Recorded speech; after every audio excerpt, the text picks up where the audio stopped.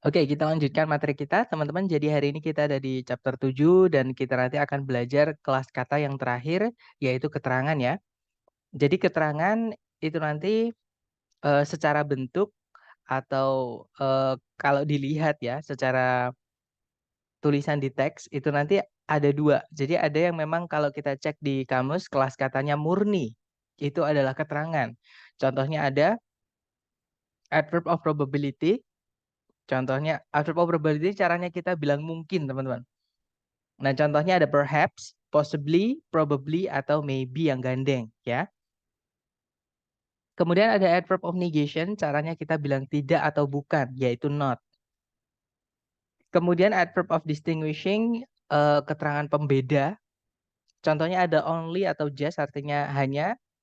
Even artinya bahkan, especially, khususnya, exactly, tepatnya, dan seterusnya. Kemudian ada adverb of degree atau keterangan tingkatan atau intensitas ya. Contohnya ada really, very, extremely artinya sangat. Rather artinya agak atau a little bit gitu ya, sama kayak a bit juga. Kemudian more artinya lebih, most artinya yang paling. Kemudian yang berikutnya ada adverb of frequency. Jadi frekuensi seberapa sering sesuatu dilakukan. Contohnya ada never, tidak pernah, seldom jarang, usually biasanya, often sering, always selalu. Dan masih banyak lagi. Kemudian ada adverb of manner, keterangan cara, teman-teman. Contohnya ada slowly, dengan pelan, beautifully, dengan indah gitu ya. Well, dengan baik, joyfully, dengan riang, atau lily yang lainnya. Ya, pokoknya kalau teman-teman menemukan ada contohnya fully seperti ini, itu adalah keterangan ya, teman-teman. Kemudian ada keterangan tempat atau adverb of place. Contohnya ada here, di sini, there, di sana. Ada juga keterangan waktu atau adverb of time, contohnya now, sekarang, then, pada waktu itu, atau juga bisa kemudian gitu ya. Yesterday, kemarin, tomorrow, besok. Dan masih banyak lagi ya, itu adalah jenis-jenis keterangan kalau kita cek di kamus itu memang kelas katanya adverb, teman-teman. Nah, tapi ada juga keterangan itu yang dibuat dari kelas kata lain, yaitu preposisi. Jadi preposisi itu fungsinya merubah object of preposition atau kata benda atau kata ganti setelahnya ya, teman-teman, menjadi keterangan.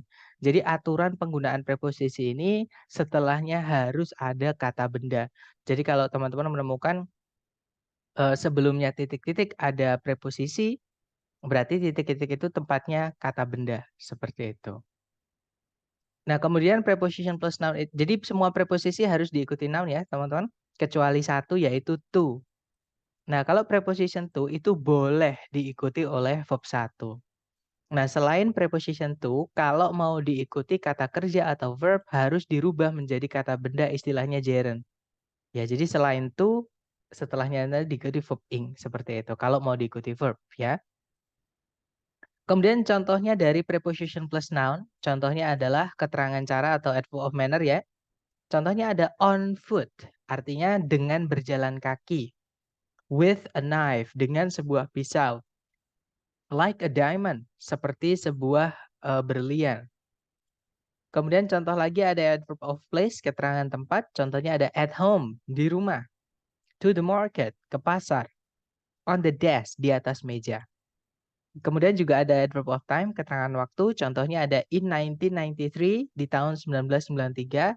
Atau contoh lain, during World War I, selama Perang Dunia I.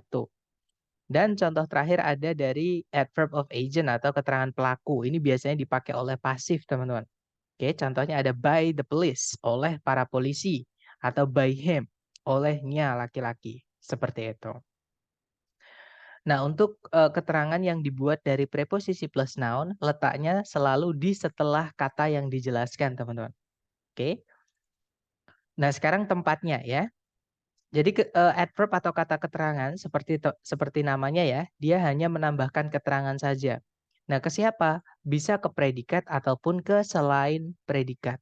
Asalkan tempatnya bukan di sebelum kata benda pas ya, teman-teman.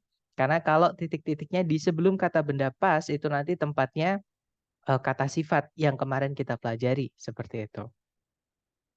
Nah, kita bahas dulu ketika keterangan menjelaskan predikat atau kata kerja. Nah, sebelum kita ke tempatnya, kita harus paham dulu teman-teman kalau predikat itu nanti dibuat dari kata kerja kan, dan itu ada 3 kemungkinan jenis kata kerja. Yang pertama ada namanya linking verb atau to be yang berdiri sendiri tanpa kata kerja, teman-teman. Jadi contohnya ada is, am, are, atau was, were. Nah, kalau misalkan predikatnya linking verb mau ditambahkan keterangan, nah keterangan itu nanti letaknya adalah di setelahnya linking verbnya atau to be-nya. Contohnya adalah I am here. Saya di sini. Jadi here di situ letaknya di setelahnya am. Oke. Kemudian kalau predikatnya berupa verb atau kata kerja tunggal yang tanpa auxiliary ya, yaitu verb SIS, verb 2 atau verb 1 itu nanti boleh letaknya keterangan itu di sebelumnya atau di setelahnya. Oke, contohnya I always come on time. Nah, itu sebelumnya kata come itu kan predikatnya. Itu ada keterangan yaitu always, adverb of frequency ya, artinya selalu. Ada juga on time, itu keterangan waktu artinya tepat waktu. Seperti itu. Kemudian kalau predikatnya berupa auxiliary verb, contohnya ada would, consider, atau had been invented. Nah, letaknya keterangan nanti adalah di setelah auxiliary pertama ya, teman-teman. Jadi setelahnya auxiliary itu diikuti keterangan, boleh. Kalau misalkan auxiliary-nya lebih dari satu, contohnya had been invented, itu boleh di setelah auxiliary pertama, kadang juga di setelah auxiliary kedua, kadang juga setelah kata kerjanya, seperti itu. Nah, contohnya adalah the world is slowly changing. Jadi setelahnya is atau di sebelumnya kata kerjanya dihimpit kata slowly, itu keterangan cara. Ya. Jadi keterangan kalau dia menjelaskan predikat tergantung predikatnya. Nah, tadi saya menyebutkan auxiliary. Auxiliary itu apa? Auxiliary itu kata kerja bantu ya, teman-teman. Jadi dia itu juga kata kerja, tapi fungsinya hanya membantu kata kerja lain. Alias auxiliary itu harus ada verb setelahnya. Nah, jenis auxiliary ada 4. Yang pertama ada do, anggotanya do, does, did. Verb setelahnya adalah verb 1. Kemudian ada to be, teman-teman, yaitu is, am, are, was, were, be, been, being. Verb setelahnya adalah verb ing atau verb 3. Kemudian yang ketiga ada have, anggotanya ada 3 yaitu have, has, had. Verb setelahnya adalah verb 3. Dan yang terakhir ada auxiliary dari keluarganya modal yaitu will, shall, can, must, may, might, should, could, would, yang mana setelahnya diikuti verb 1. Kalau teman-teman perhatikan tidak ada verb 2 atau verb SIS di situ. Karena verb 2 sama verb SIS tidak boleh dibantu oleh auxiliary, alias mereka hanya bisa berdiri sendiri di predikat seperti itu. Nah, kita kembali lagi ke adverb ya. Tadi adverb menjelaskan predikat, sekarang kita ke adverb yang menjelaskan selain predikat. Kita punya adjective, noun, sama adverb, teman-teman. Nah, kemarin kita sudah belajar adjective ada 3 jenis, yaitu determiner, deskriptif atau epithet, dan non-adjunct. Oke, dan sudah diurutkan ya. Nah, itu nanti kalau misalnya sebelumnya determiner, dan di antara determiner sama deskriptif mau ditambahkan keterangan itu boleh, teman-teman. Oke, jadi nanti kurang lebih seperti ini. Makanya kemarin saya bilang di awal, cari predikat dulu karena subjek itu bisa panjang banget. Karena sebelumnya ada adjektif, adjektif sebelumnya noun itu bisa disempilin keterangan, teman-teman. Oke, contohnya ada adverb of probability, setelahnya ada adverb of negation, setelahnya diikuti distinguishing, baru determiner. Nah, setelahnya determiner itu juga boleh diikuti oleh keterangan, yaitu contohnya adverb of degree. Contohnya most, yang paling. Misalnya, the most beautiful. Nah, itu the-nya adalah determiner, most-nya itu adalah miliknya adverb of degree, teman-teman. Artinya paling, ya. Kemudian diikuti beautiful itu miliknya yang deskriptif, yang quality. Nah, kemudian setelah degree itu juga bisa ada frekuensi di situ ya. Contohnya ada commonly, misalnya the most commonly, nah kalau kita pakai lily manner maka setelahnya biasanya diikuti oleh deskriptif dari keluarganya participle. Misalnya the most widely used, apa misalnya? The most widely used material. Kalau diartikan bahan yang paling sering dipakai. Seperti itu. Nah, setelahnya diikuti deskriptif, kemudian noun adjunct, baru diikuti kata benda yang dijelaskan. Seperti itu. Nah, sekarang ke kata benda. Nah, sebenarnya kata benda itu juga bisa dijelaskan oleh keterangan, teman-teman. Asalkan bukan di tempatnya kata sifat ya. Nah, umumnya keterangan kalau dia menjelaskan kata benda itu tempatnya di setelahnya. Misalnya ada keterangan tempat atau keterangan waktu itu di setelahnya kata bendanya. Nah, tapi keterangan juga bisa di sebelumnya, tapi ada syaratnya, teman-teman. Kalau keterangan sebelumnya kata benda dan kata benda itu tunggal, maka harus ada determiner dulu sebelumnya. Contoh, not a good reason to live. Harus ada a-nya. Karena reason bisa dihitung ya di situ. Kita nggak bisa bilang not reason to live, itu nggak bisa, teman-teman. Jadi keterangan nggak bisa langsung ketemu sama kata benda, terutama ketika kata benda itu tunggal dan bisa dihitung. Jadi harus ada determinernya dulu. Seperti itu. Tetap harus ada adjektifnya. Seperti itu. Nah, kalau yang setelahnya kata benda itu boleh diikuti keterangan. Contohnya, to live di situ langsung menjelaskan kata benda reason. Seperti itu. Nah, keterangan itu juga bisa menjelaskan keterangan yang lain, teman-teman. Contohnya, ada keterangan tempat here, artinya di sini. Nah, dijelaskan dengan kata not, tidak atau bukan. Jadi nanti bukan di sini, itu bahasa Inggrisnya not here. Keterangan menjelaskan keterangan yang lain. Seperti itu. Jadi intinya gini, kemarin kita sudah belajar tentang phrasing ya. Phrasing itu adalah tahap kedua ketika teman-teman sudah cek secara sentencing dan ternyata tidak menemukan kesalahan. Nah, berarti kemungkinan kesalahannya adalah di phrasing. Kalau di phrasing, teman-teman harus cek titik-titik itu kanan kirinya ada apa. Dan posisinya itu di mana gitu ya. Nah, misalnya kalau titik-titiknya kemarin kita sudah belajari di sebelumnya kata benda, ya berarti itu tempatnya adjektif. Jadi kalau adjektif, kapan kita pakai adjektif? Atau kapan kita memilih jawaban adjektif ketika titik-titik itu di sebelumnya kata benda, teman-teman. Entah kata benda itu di subjek ataupun di objek. Oke. Kemudian hari ini kita belajar tentang adverb. Adverb itu, dia sebagai keterangan dan keterangan di kalimat itu ada berapapun, teman-teman. Oke. Nggak apa-apa, maksudnya ada berapapun nggak apa-apa dan tempatnya itu pokoknya di selain tempatnya adjektif ya. Jadi nanti selain tempatnya itu selain sebelumnya kata benda. Seperti ini. Berarti di phrasing kalau ada seperti ini itu tempatnya keterangan. Nah, yang terakhir tadi ya kelas kata preposition. Kapan kita menjawab preposition? Ketika teman-teman menemukan ada double kata benda. Jadi ketika teman-teman menemukan ada kata benda yang double. Entah itu di subjek, entah itu di objek. Oke, yang mana itu nanti nggak boleh ada dua. Maka itu nanti yang satu harus dirubah menjadi keterangan. Nah, caranya kalau ada kata benda kita mau rubah menjadi keterangan, ya udah tambahkan preposisi sebelumnya. Karena fungsi preposisi merubah objek setelahnya menjadi keterangan. Seperti itu. Nah, untuk keterangan dan preposisi mungkin ada yang mau ditanyakan dulu dari teman-teman sebelum kita ke special word atau kata yang penggunaannya khusus. Silahkan kalau ada pertanyaan, teman-teman.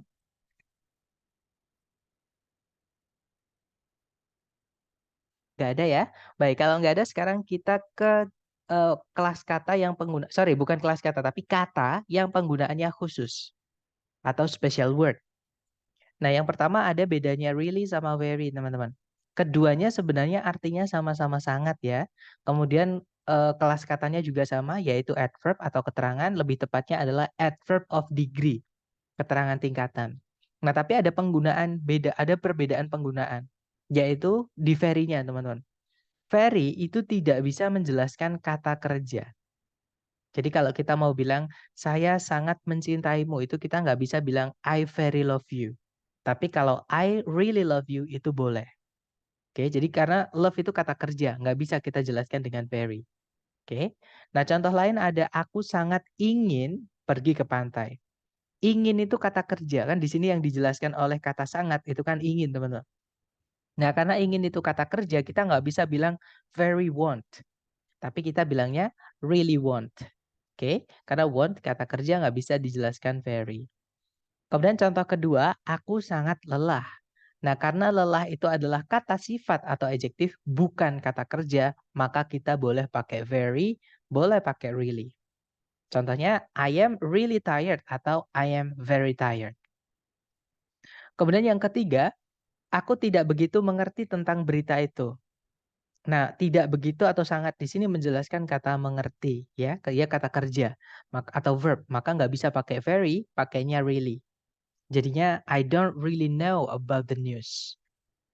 Oke. Kemudian berikutnya ada liburan lalu sangatlah menyenangkan. Nah, sangatlah atau benar-benar di situ menjelaskan kata menyenangkan, yang mana itu kata sifat atau adjektif, teman-teman. Nah, berarti kita boleh pakai very ya, boleh juga pakai really. Jadi kita bisa bilang, last holiday was really exciting atau last holiday was very exciting. Seperti itu. Kemudian contoh terakhir untuk very, jadi kamu benar-benar mempercayai apa yang dia katakan tadi. Nah, karena di situ sangat atau benar-benar menjelaskan kata mempercayai, maka kita nggak bisa pakai very, teman-teman. Karena mempercayai kata kerja ya. Pakainya really. Jadinya, so, did you really believe what she said? Seperti itu. Kemudian special word yang berikutnya, ada kata enough, artinya cukup ya, teman-teman. Nah, enough itu kalau dia menjelaskan kata benda, dia dianggap sebagai kata sifat. Oke, dia menunjukkan jumlah bendanya. Jadi tempatnya di sebelum kata benda. Tapi kalau dia menjelaskan kata selain kata benda, tempatnya adalah di setelah kata yang dijelaskan. Ya, contoh teman-teman. Aku tidak punya cukup uang atau aku tidak punya uang yang cukup untuk membeli mobil itu. Nah, di situ yang cukup itu menjelaskan kata benda uang. Nah, yang cukup kan enough, teman-teman. Uang itu kata benda, maka tempatnya adalah enough dulu, baru kata bendanya, baru money. Jadi nanti kalau di translate, I don't have enough money to buy the car. Oke. Kemudian yang kedua, Diana cukup berani untuk menantang Rudolf. Nah, di sini cukup menjelaskan kata berani.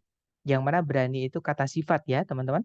Maka tempatnya nanti cukupnya atau enough-nya di setelah kata berani atau brave. Jadi kalau ditranslate, Diana is brave enough to challenge Rudolf. Seperti itu. Kemudian yang ketiga, dia cukup mahir berbahasa Inggris. Nah, karena mahir itu bahasa Inggrisnya good, kata sifat ya. Maka kalau mau ditambahkan cukup atau enough, tempatnya di setelah kata sifatnya. Jadi kalau ditranslate, he is good enough at English. Seperti itu. Kemudian ada catatan tambahan, teman-teman. Untuk enough ini ya. Enough ini tidak bisa menjelaskan kata lain yang artinya sama-sama, cukup. Jadi ini sufficient enough, itu dianggap pemborosan. Cukup-cukup. Oke, istilahnya pleonasm, teman-teman. Kalau mungkin teman-teman penasaran dengan kata-kata apa aja yang pemborosan secara makna, ya. Contohnya kayak repeat again, entering in, itu dianggap sebagai pemborosan, seperti itu. Kemudian ada adequate enough, itu juga sama. Cukup, cukup. Itu dianggap pemborosan secara makna, teman-teman. Seperti itu. Lanjut lagi ke kata ever. Ever biasanya kita mengartikannya pernah ya. Pernah ini hanya atau ever ini hanya bisa dipakai di kalimat yang ada superlatifnya. Contohnya adalah superlatif itu yang paling, teman-teman. Contohnya, platypus adalah hewan yang paling aneh. Nah, itu kalau ditranslate, platypus is the weirdest animal ever. Itu boleh ya, pakai ever karena ada the weirdest, itu superlatif, the most. Seperti itu. Kemudian selain superlatif ada juga di kalimatannya. Itu boleh pakai ever. Contoh, apakah kamu pernah ke Kawah Ijen? Have you ever been to Kawah Ijen? Terus ditutup dengan tanda tanya. Walaupun teman-teman nanti di soal structure TOEFL tidak akan pernah menemukan soal yang berakhiran tanda tanya ya, pasti berakhiran titik. Jadi ini hanya untuk informasi tambahan aja. Kemudian ever juga bisa dipakai di kalimat negatif. Contohnya, tidak satupun yang pernah dibuat manusia itu bertahan selamanya. Contoh, kalau ditranslate, nothing's ever built to last. Nah, itu ada kata nothing karena negatif ya, boleh pakai ever. Nah, ini dari lagunya Green Day, teman-teman. Kalau nggak salah judulnya 21 Guns. 21 Guns, kalau nggak salah ya. Kemudian setelah negatif ada juga kalimat yang ada conjunction if atau di kalimat pengandaian, conditional sentence. Itu boleh pakai ever, teman-teman. Contoh, jika kamu nanti sempat ke sini, aku akan mengajakmu berkeliling sekitar air terjun. Nah, itu kalau ditranslate, if you ever come to visit, I will show you around the waterfall. Nah, itu boleh pakai ever karena ada if di situ. Ya. Oke, kemudian yang terakhir adalah perbedaannya nor, no, not, sama none, teman-teman. Sudah ada peringatan, jadi nanti saya kirim ini link kedua ya, teman-teman, karena hari ini tadi saya lupa untuk memperpanjang Zoom, jadi nanti kita pakai 2 Zoom, maksudnya gonta-ganti gitu ya. Jadi yang terakhir ada nor, no, not, sama non. Ini sering banget teman-teman itu periode-periode sebelumnya itu banyak yang kesulitan dengan ini ya kalau ada soal ini karena mirip-mirip. Jadi kadang kita nggak tahu bedanya apa. Nah, jadi kita review teman-teman. Nor itu anggotanya Venbush ya, materi kita hari kedua. Kelas katanya adalah conjunction. Oke. Kemudian no, no itu penanda jumlah materi kita kemarin. Dia adalah kata sifat atau adjektif yang menunjukkan jumlah bendanya. Jadi anggotanya determiner yang cardinal number. Oke. Dan yang berikutnya ada not. Not itu yang hari ini kita bahas. Dia adalah keterangan atau adverb. Dan yang terakhir ada noun, itu kelas katanya adalah kata ganti. Nah, setiap kelas kata fungsinya di kalimat beda-beda. Ya, jadi nor itu mengikuti kelas katanya. Kelas katanya penggunaannya bagaimana? Ya berarti penggunaannya seperti itu. Seperti itu. Dan yang lain-lain juga sama. Nah, mungkin sebelum kita ke contoh soal, ada yang mau ditanyakan dulu dari teman-teman? Silahkan.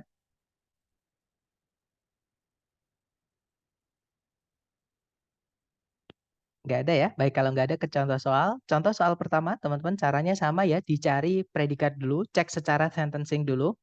Di situ ada store. Oke, artinya menyimpan. Subjeknya adalah brain cells. Kemudian ada predikat lagi is understood. Subjeknya the mechanism, itu ada conjunction by which. Nah, berarti di sini kalimat sudah lengkap, subjek, conjunction, subjek, predikat, predikat. Titik-titik itu berada di dalam predikat, teman-teman. Dan yang bisa menjelaskan kata kerja itu hanya dua. Kalau nggak auxiliary, ya keterangan. Nah, tapi kalau di sini kita hanya bisa memasukkan auxiliary being. Kalau mau diikuti auxiliary ya. Karena setelahnya to be. Oke. Nah, berarti di situ nggak ada being, artinya di situ kita hanya bisa memasukkan keterangan. A, B, C, D, keterangan cuma satu. Ada yang masih ingat ini barusan kita bahas, teman-teman. Jawabannya berarti yang mana?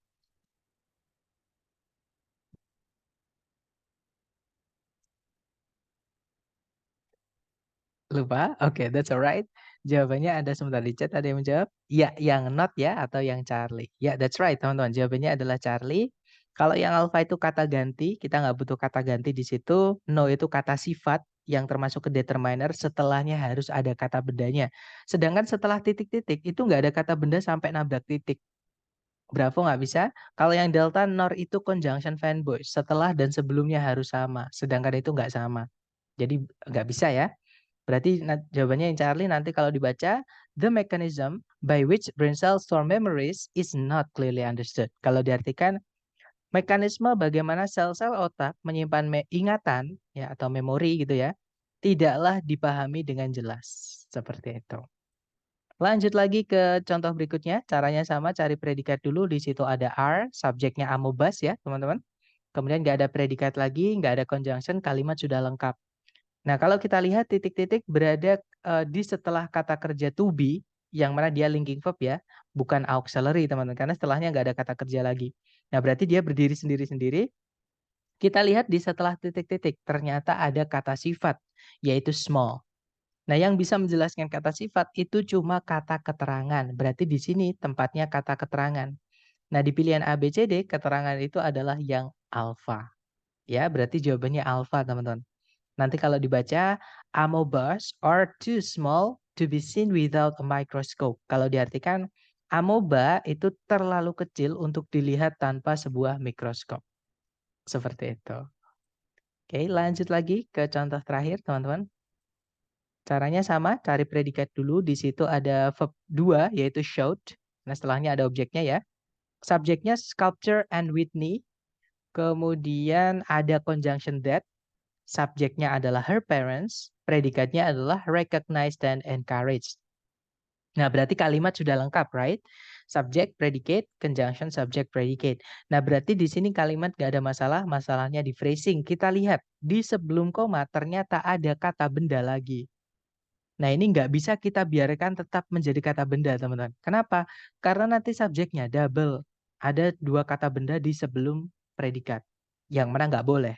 Ya, ini harus kita rubah menjadi keterangan. Caranya gimana? Tambahkan preposisi di sini. Oke. Nah, di pilihan ganda, preposisi itu cuma satu. Yaitu yang delta. Oke, jawabannya berarti yang delta. Atau teman-teman boleh pakai cara eliminasi. Misal yang alfa, ada predikat di paling depan kalimat, tidak mungkin. Inversi aja, predikatnya kan dipindah di sebelum subjek, itu harus ada penandanya dulu sebelumnya. Jadi nggak mungkin di paling depan kalau di soal structure TOEFL, teman-teman. Oke, kalau yang Bravo ada subjek, predikat, nah conjunction-nya ini salah tempat, teman-teman. Karena setelah conjunction itu harus SP, sedangkan SP-nya malah di sebelumnya. Nggak bisa ya. Bravo kebalik, kalau yang Charlie ada subjek predikat lagi nggak ada conjunction, nggak bisa. Jadi jawabannya yang delta, nanti kalau dibaca, as a child, sculpture and Whitney showed an eager intellect and artistic talent that her parents recognized and encouraged. Nah, kalau diartikan, sebagai seorang anak kecil, pematung Anne Whitney menunjukkan intelektual yang tinggi dan bakat artistik yang kedua orang tuanya kenali dan dukung. Seperti itu. Nah, dari ketiga contoh soal tadi, penerapan preposisi dan keterangan mungkin ada yang mau ditanyakan dulu dari teman-teman, silahkan.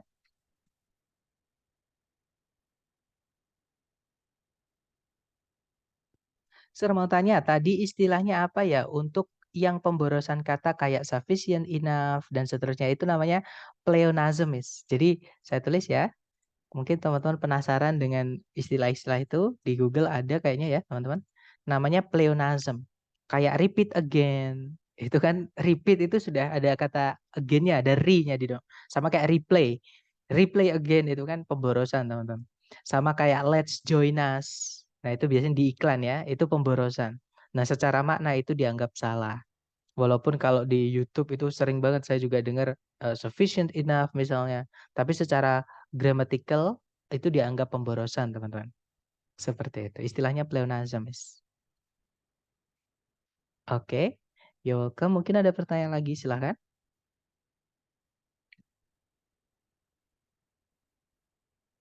Nggak ada ya? Baik, kalau nggak ada, sebentar. Yang ini saya close dulu. Nanti saya kirimkan link lagi ya, teman-teman di grup. Silahkan nanti teman-teman gabung lagi untuk latihan. Sebentar ya, saya tutup dulu, teman-teman.